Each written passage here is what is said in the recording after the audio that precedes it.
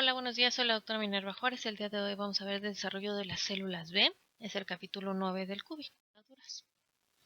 Las células pre-Pro-B van a tener una adquisición del marcador B220 o CD45R, el cual es específico de línea de células B, lo cual nos va a llevar a una expresión de niveles crecientes del factor de transcripción EBF1. El progenitor linfoide común en desarrollo va a ingresar en etapas de células pre-Pro-B. El EBF1 y la transcripción del gen EBF1 va a estar bajo control de los múltiples factores de transcripción. El STAT5 E2A FOXO1 y también el RUX1 va a regular la transcripción del EBF1. Y en el estadio de células pre-Pro-B, EBF1 más E2A, se van a unir al locus de cadena pesada de inmunoglobulina, lo cual va a promover la accesibilidad de los segmentos de JH, lo cual va a preparar a las células para el primer paso de recombinación del gen inmunoglobulínico.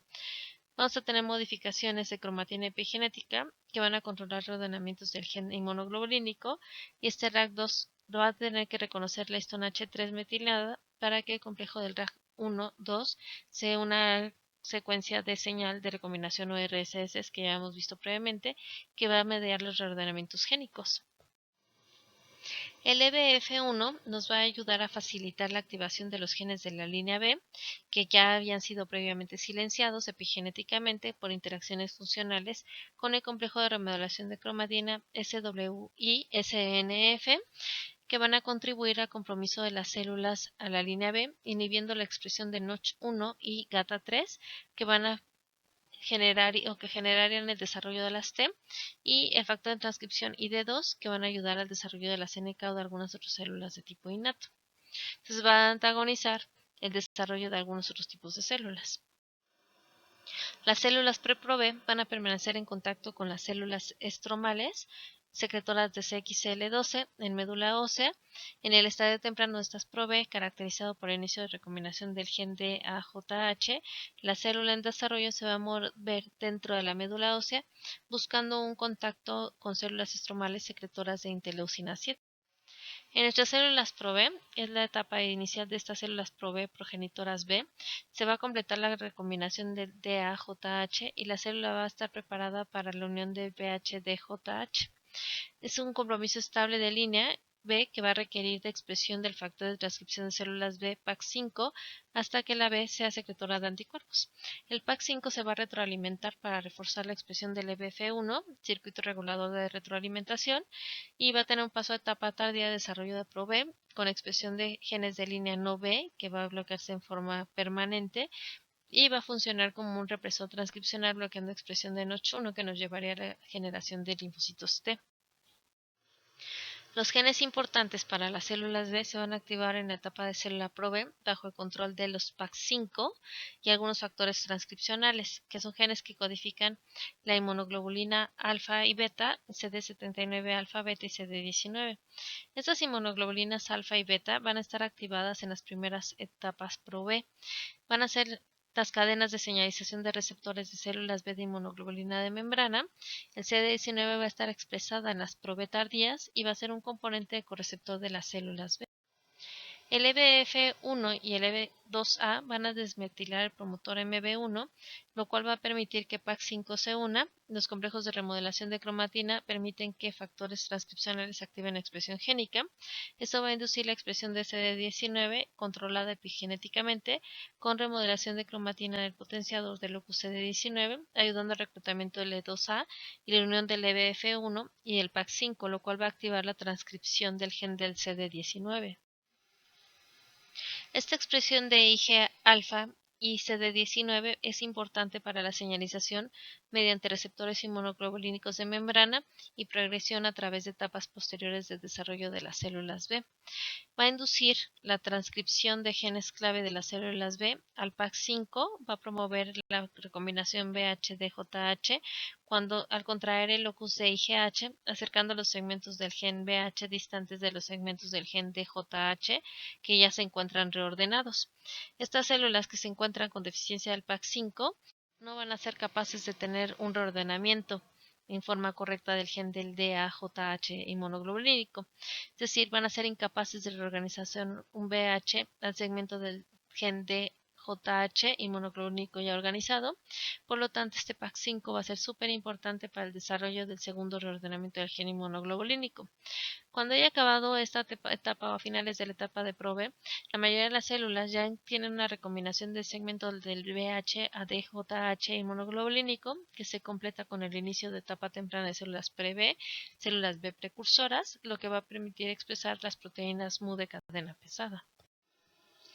Vamos a tener nuestras células pre-B, que va a tener genes activados en ProB por EF1 y por el PAC5, que estos lo que van a hacer, van a codificar el B pre-B y el lambda 5. Van a comprender una cadena sustituta del SLC.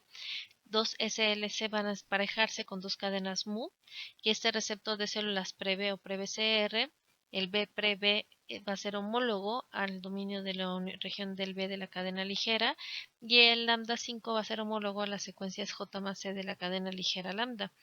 Ambos van a tener secuencias adicionales que van a ayudar a que las hojas beta en dominios similares de inmunoglobulina de la cadena ligera sustituta se van a extender a la región de unión de antígeno, cubriendo el CDR3, evitando reconocimiento por cualquier. Señales de tipo pre-BCR inician una secuencia de eventos esenciales para el desarrollo de las células B. En ratoncitos también se requieren señales a través de la interleucina 7 y su receptor.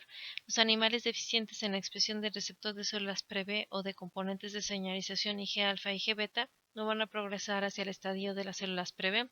En seres humanos, las señales de interleucina 7 no van a ser necesarias para el desarrollo de las B, pero defectos en la SLC y ausencia resultante del desarrollo de las B en el bloque pre-BCR van a resultar en una inmunodeficiencia combinada grave.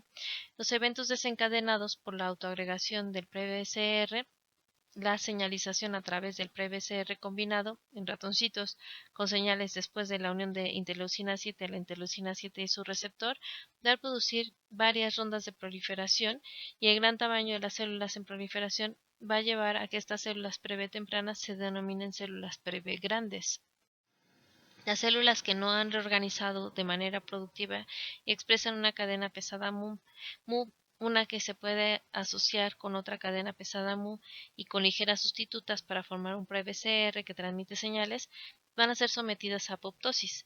Por tanto, la expresión de un pre-BCR funcional va a ser un punto de control, es decir, el primero de las células pre-B en desarrollo de las células B.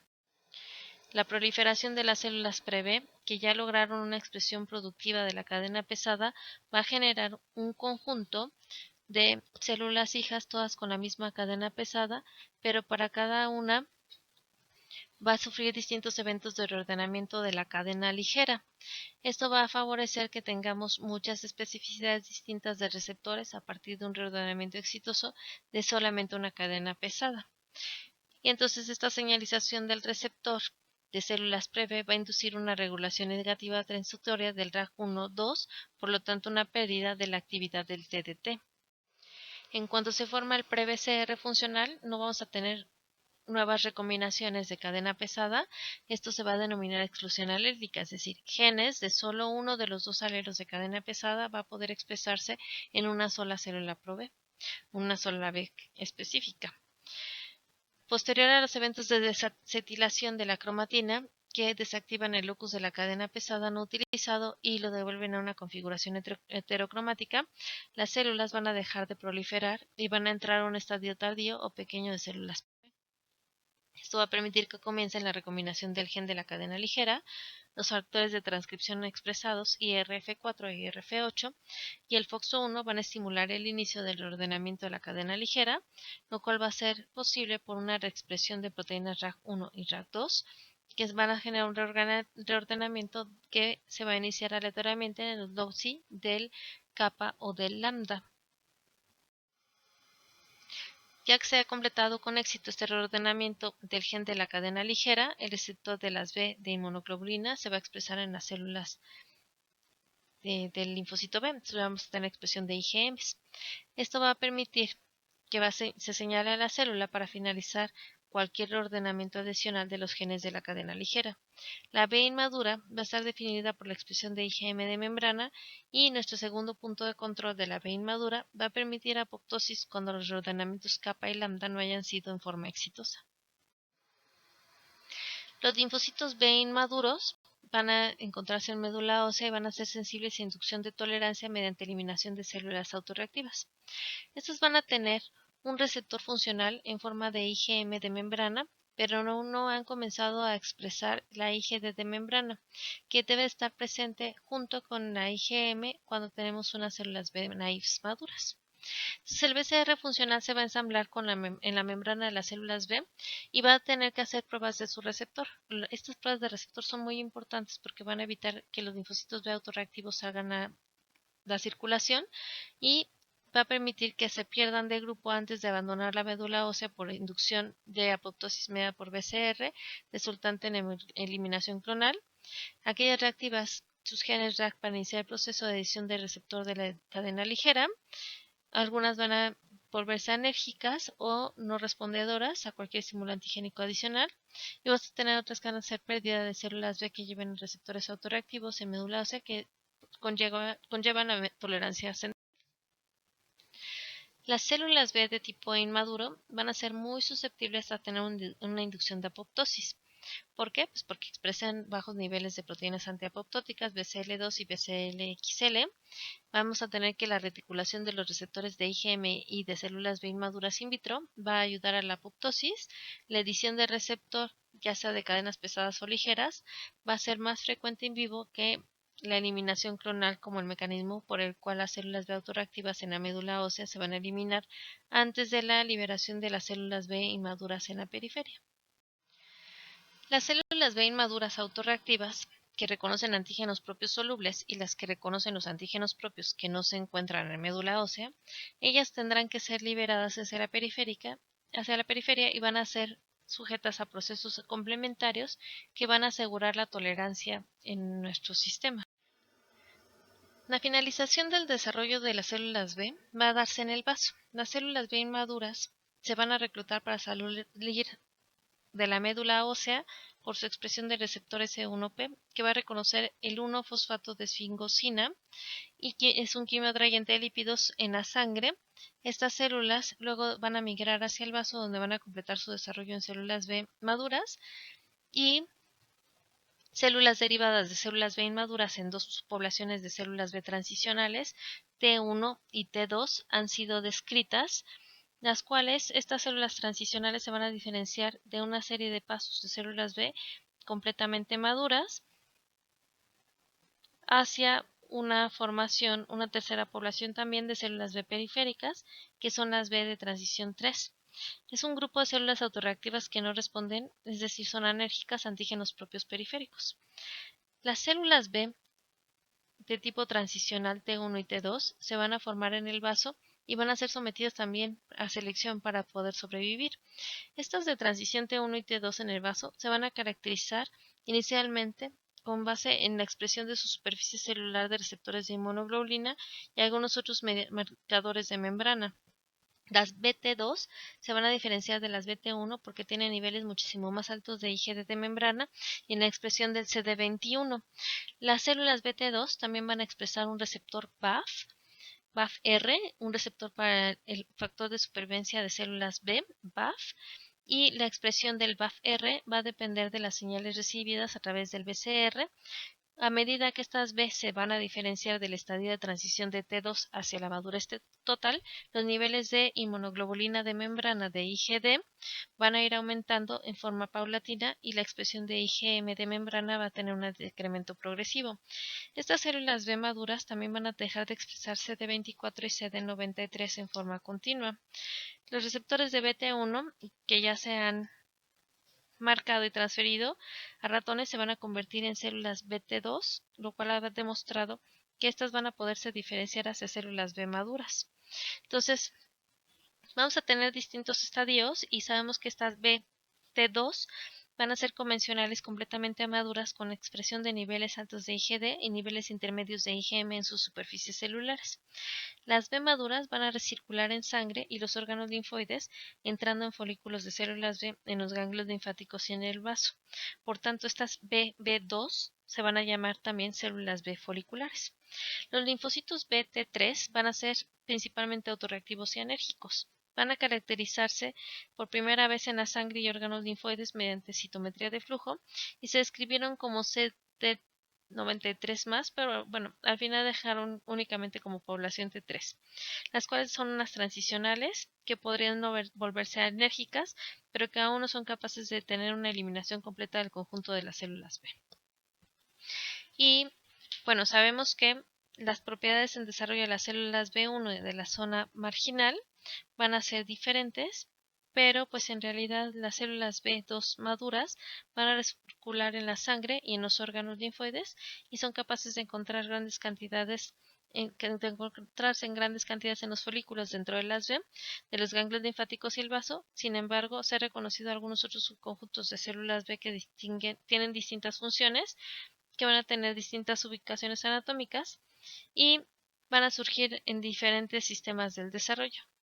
Entonces, cada una va a tener un fenotipo totalmente diferente y nos va a llevar hacia que tengamos distintas líneas de desarrollo de las mismas.